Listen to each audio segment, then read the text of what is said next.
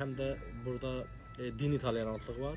Yəni dini tolerantlıq var. Bizim yəni burada dini cəmiyyətlərimiz var. Azərbaycanın özünün, yəni bizim cəmiyyətimiz burada böyükdür.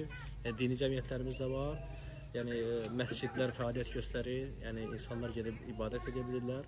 Yəni hətta deyərdim Texas xristian ştatı, xristian Amerika ümumiyyətlə xristian ölkəsi olmağına baxmayaraq bəzi müsəlman ölkələrindən daha tolerantdır dinlərə qarşı, dinlərə. O baxımdan bunların öz yəni belə kilsələrində də mən daha bəzən görsən bunların bir radiosu var, 105-100 ton radiosudur, 105.7. Mən orada arada qulaq asıram.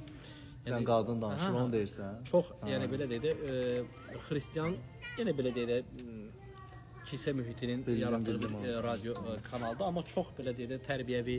Yəni burada dini təbliğ eləmirlər.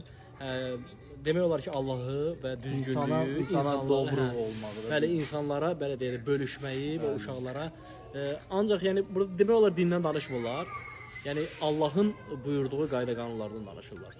Yəni çox xoşdur. Yəni orada açığı o radioda ifadə eləmir. Biz xristianıq, biz hansı məsəl üçün baptist çarçı təbliğ edirik. Yəni bu barədə qətiyyən söhbət getmir.